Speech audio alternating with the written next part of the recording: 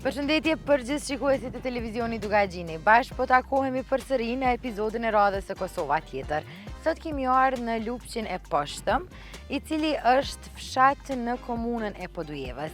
E për të njohur më shumë për këtë vend, do na tregoj vetë banori i këtij vendi. Përshëndetje, shumë faleminderit që na pritët fillimisht. Përshëndetje, mirë se keni ardhur në lagjen Pirevë të fshatit Lupqi i Poshtëm. A kisha mujtë fillimisht një prezantim të shkurt ju jenë me marë? Unë personalisht jam banor i kësaj lagje, me profesion jam jurist, punoj në Kuvendin e Republikës së Kosovës në administratën e Kuvendit.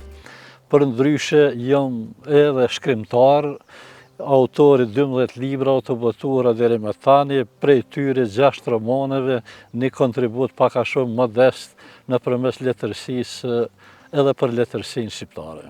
Ju jeni banor këtij vendi, i lindur këtu gjithashtu? Unë kam lindur, jetoj këtu dhe i ndaj momentet e bukura me këtë natyrë, këtë vend bukur që pak a shumë i lidh disa qytete. Ky vend e lidh Prishtinën, Podujevën, krijon mundësi të lidhjes me Vushtrrin dhe Mitrovicën. Është në një farë, si ta quash, në një trekëndsh ku lidhen disa komuna dhe në një farë mënyrë unë si fëmijë e kom pasur një fat mirë që të jemi pranishëm qysh në veçli në këto mjedise, në këto qytetet bukura dhe ta kemi një informacion ka herë si fëmijë dhe ka qenë një privilegje madhe. A na një pak a shumë me këtë vend, na tregoni një histori të shkurt për fshatin? Unë po përpiqem ta përmbledh një histori të shkurtër. Emri Pirevë daton dikun sipas dokumentave osmane në vitin 1405. Ne këtu deri tash jemi bërë një 50 shtëpi, një pjesë e madhe janë shpërngulur si gjithë shqiptarët në Prishtinë dhe në vendet evropiane. Lagja ka një strukturë të njerëzve të ngritur profesionalisht, mund të them se nuk ka shtëpi që nuk ka 2-3 të diplomuar. Këtij vendi ka dhënë edhe disa emra që vlen të përmendet. Adel Pireva, që ka qenë një organizator i demonstratave të vitit 1968, një herët publicist. Ilaz Pireva ka qenë deputet 2 herë në 2 mandate i Kuvendit Kosovës, një herë dhe kryetar i komunës së Podujevës. Sulejman Pireva, përndryshe agja im, ka qenë drejtori i bibliotekës i Ivzi Sulejmani. Unë jam tash në radhën e pas këtyne brezave, i cili me kontributin tim profesional dhe sidomos në fushën e letërsisë po punojmë pak a shumë këtë vend. Njerëzit këtë lagje kryesisht kanë kaluar, nuk merren ose pak merren me bujqësi, janë të angazhuar në profesione të administratë, në sektorin privat, janë drejtues të firmave dhe kanë një ngritje intelektuale dhe përgatitje të lartë superiore. Kjo është pak a shumë lagja në pikat shkurta. Si e kujton ndër vite këtë vend? Sa ka ndryshuar ndër vite? Ndoshta prej fëmijërisë tash? Nga ky vend, po t'i kthehemi, është një fëmijëri që me të sotmen asgjë s'ka të përbashkët. Për brezat ose fëmijët që vinë mund të jetë një ëndër, mos them tash na merret si një prallë rrëfim për brezat ose për fëmijët tanë. Ndryshimet jashtëzakonisht janë të mëdha, janë të paparashikueshme për trurin e njeriu dhe brezat tonë dikur. Megjithatë, vendi ynë është i bukur.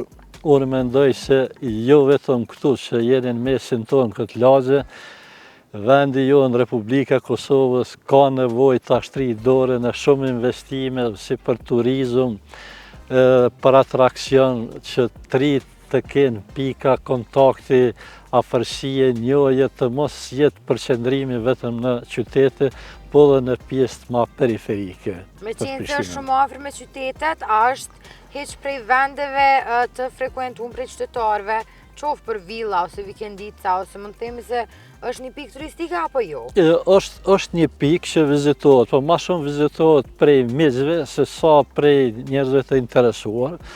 ndoshta kjo është një emet në atë kuptimin tonë që jemi të vonë me traditat e turizmit, si që janë vendet tjera, dhe në këtë drejtim po të kishte paka shumë menaxhim të mirë të resurseve si që është turizmi dhe që përfitohet shumë, kjo do të ishte edhe shëndetshme për njerëzit, qytetarët, po edhe për ata që kanë mundësi të investojnë, sepse jemi jo më larg se 13 kilometra nga ky vend ku po flasim me kryeqytetin. A ka ndonjë met për këtë vend që thuhet ose për çka karakterizohet mas shumë ti Kosovës?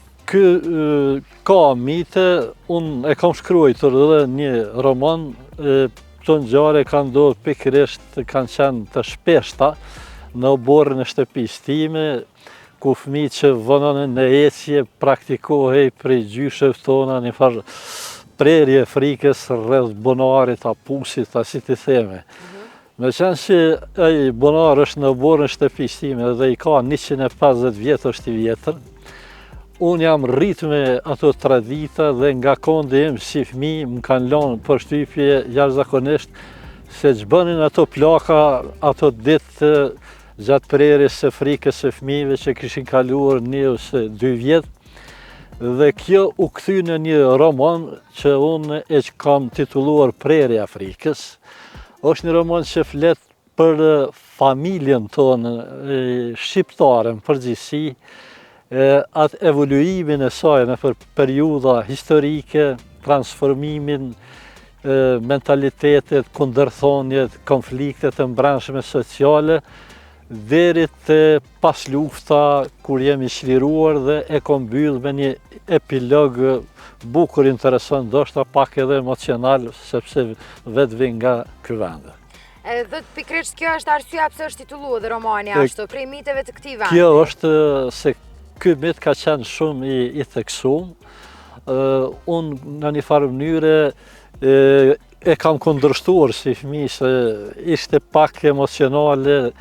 Ti pash gjithë ato gra, nuse, plaka, ta mbanin një fëmijë në vaj rreth një bunari, ka qenë interesant. A praktikohet sot kjo met apo jo? Nuk praktikohet. Unë këtë met e kam kthy në një parabol, si një ecje e vonuar e popullit tonë, e shoqërisë tonë.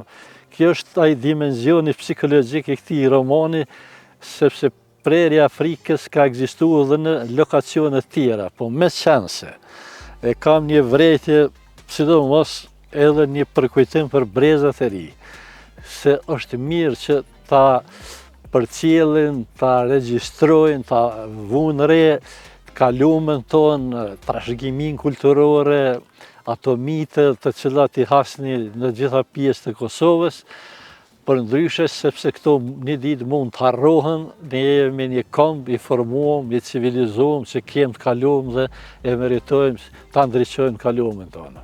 Unë falenderoj shumë për neve, shumë kënaqësi të jemi sot këtu dhe shumë faleminderit që na pritët. Faleminderit, për neve është një surprizë, sepse sa diune jeni televizioni parë që nuk hezitoni të dilni edhe jashtë qytetit dhe të shihni edhe ato dromsat më të vogla se si jetohet në periferit e qytetit, në zonat më rurale, nëse ta them kështu, dhe ju përgëzoj për punën që bëni. Faleminderit. Të dashur shikues, kaq kishim për sot nga Kosova tjetër. Ne bashkë takohemi në episodin e radhës në një vend krejt tjetër. Deri atëherë, tung tung.